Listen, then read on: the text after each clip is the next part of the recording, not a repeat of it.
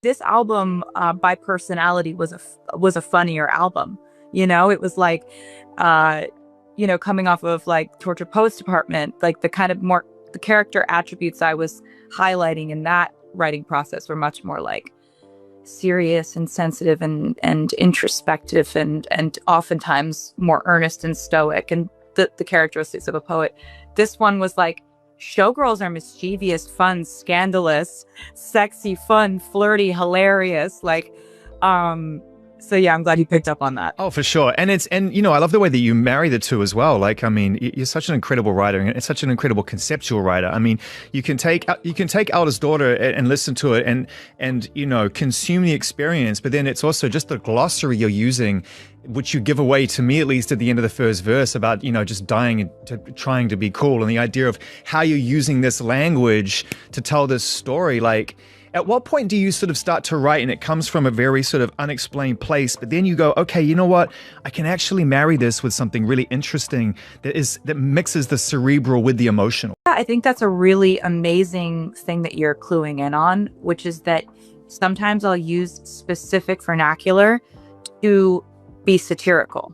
Like the entire first verse of Eldest Daughter is somebody trying to figure out how to say things that they've read on the internet, whether it be like apathy is hot or memes and trolling, and how do I keep up with how we're supposed to talk in order to describe how much we don't care when really we all care about something, right? So then you go to the pre-chorus and I go more into my own voice of, I've been afflicted by a terminal uniqueness. I've been dying just from trying to seem cool. That's the So that's the kind of flip of every way in which I was speaking in this entire first verse was me trying to assimilate to the way culture tells us to be, which is like weird because, like, honestly, I feel like going back to the idea of a showgirl, they are tough in a way that's actually kind of old school tough, where they're going to smile on the outside and they might have a storm going on in their lives. Because it's work. To everyone else, it's like glitz and glamour, but they have no idea the work required to make it feel frivolous to people in the audience. That's the kind of toughness that I have tried to aspire to for the last 2.5 years of my life, that I've been preparing for and being on this very exhaustive tour.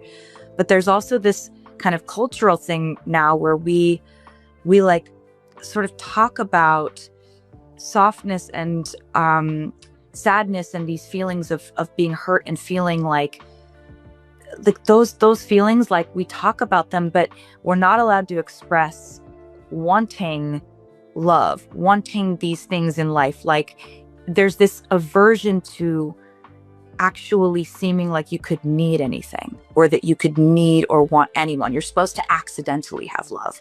You're supposed to accidentally end up on vacation. This is the cautious discretion, which you beautifully describe in that song as well. This idea of learning cautious discretion, which is a heavy, heavy thing to have to take on at a young age, to check your moves before you make them.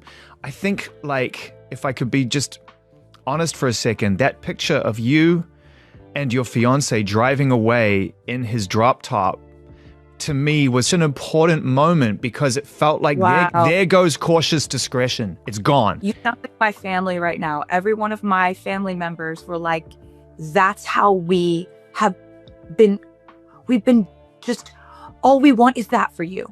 Like so much of the way that anyone in my position in my industry has to be is you have to really think your way around every single thing you say before you say it. It's obviously very easy to talk to you because you're so thoughtful about the music and you're coming from such a place of authenticity, but thank you. You know that about yourself. It's really one of the beautiful qualities that makes you fun to talk to for artists. But like when I met Travis, I started to feel a little bit like I could be like a person who could have romantic whims and have these dreams. And the song Wish List is like that chorus, like you were just talking about the verses, which were so fun and funny to write, but it gets very sincere in the chorus.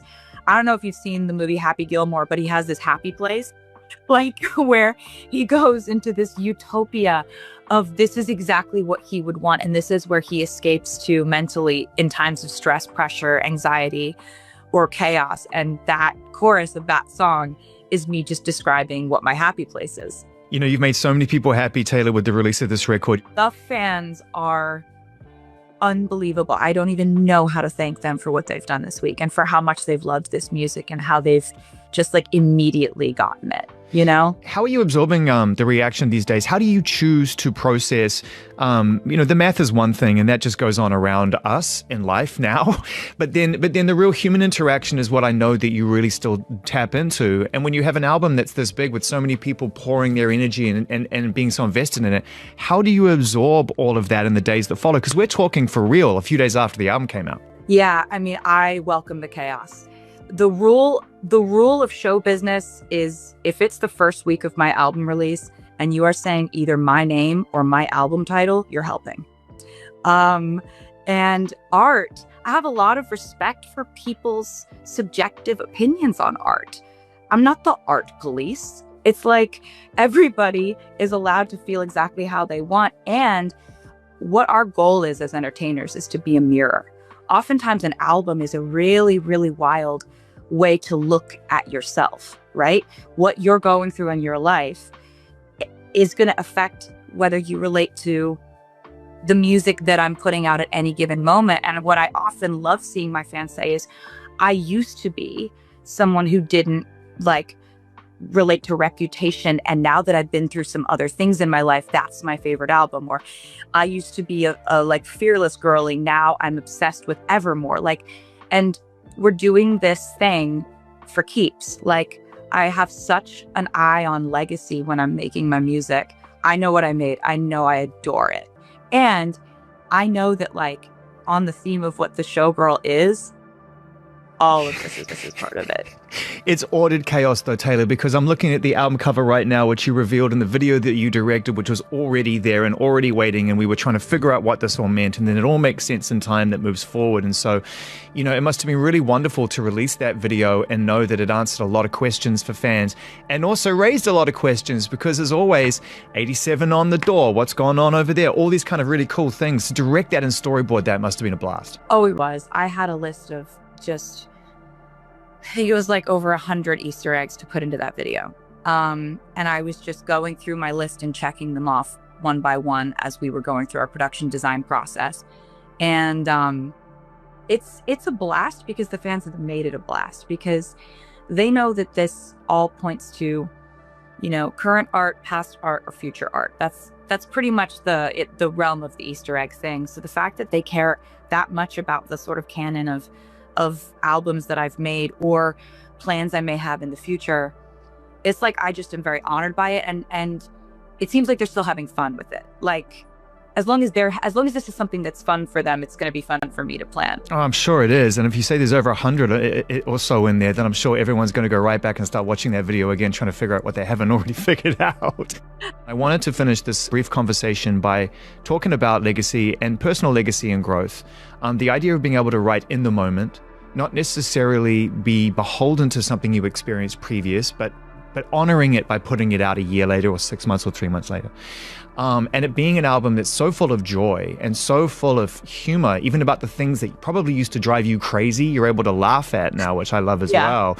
And so the question is that, you know, getting to a place where you can make an album like this, capture lightning in a bottle as you described it, what has it allowed you to leave behind? You've created new space to fill it with love and joy and all the things to come, but we're finite. What have you been able to leave behind by making this album?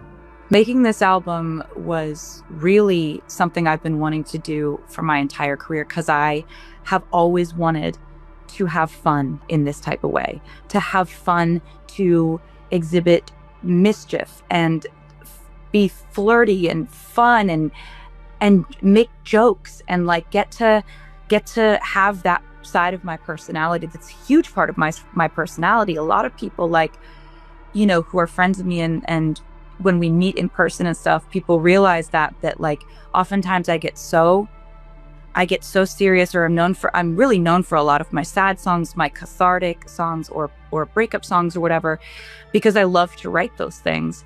But that's not the place I'm in my life. So what I have left behind is something that really exhibits who I am in this moment, pays homage to the most important moment of my life, which was the exuberance and electricity of the Eras tour.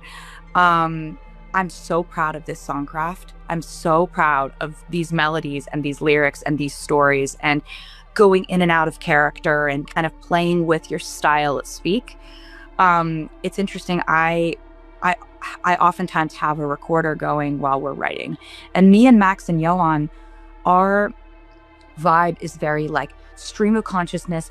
You sing this line, I sing the next line. Wait. What did you say 2 minutes ago? That second note was better in that. Can we go back, run it back? What did you say there? And so what I just actually just put this out on iTunes is voice memos from when we were writing, because you actually get to hear us come up with these ideas, stream of conscious, in the moment, in real time. And it's pretty wild. I'm very lucky to get to experience that with people like them who are just... Travis Kelce has profoundly transformed Taylor Swift's life in ways that became apparent the moment they met. During an interview with Zayn on Apple Music One, the renowned artist opened up about her personal journey and emotional growth. She discussed her song Idolity, which explores her deepest desires for romantic partnership and family. The lyrics paint a vivid picture of her dreams, with the chorus expressing her longing for a true companion and the hope of building a family together. Swift sings about wanting a partner and children, envisioning a future where the entire neighborhood reflects his presence and qualities. In the third verse, she reveals more vulnerable moments. She talks about making wishes on stars and reflecting on relationships she thought were right, but ultimately were not. The lyrics describe how this person caught her off guard and gave her hope that she could finally achieve what she truly wanted. Swift admitted something remarkable during the interview. Before she started dating Kelce, she genuinely questioned whether she could really want these things. The experience was transformative. As their connection deepened, she began to realize that having these dreams actually felt possible with him in her life. She explained that meeting Travis gave her permission to be someone who could have romantic whims and genuine fantasies about the future. Swift described how writing Idolity was an interesting experience. The verses were enjoyable and humorous to compose, but the chorus shifts into something far more sincere and heartfelt. She compared the song to a scene from the movie Happy Gilmore, where the main character has a happy place he mentally escapes to during times of stress and anxiety. In that utopia, everything is exactly as he would want it. Swift shared that the chorus of her song serves the same purpose for her. It beautifully describes what her happy place looks like and feels like. Interestingly, Kelce actually appeared in Happy Gilmore as well, which Swift enthusiastically praised on Instagram. It is honestly such a cool connection between them. If you are finding this story as fascinating as we do, please subscribe for more celebrity news and updates. Swift has been opening up about her fiancé quite extensively in recent interviews. When she appeared on The Tonight Show starring Jimmy Fallon, she made a powerful statement about Kelce. She said he is simply her favorite person she has ever met.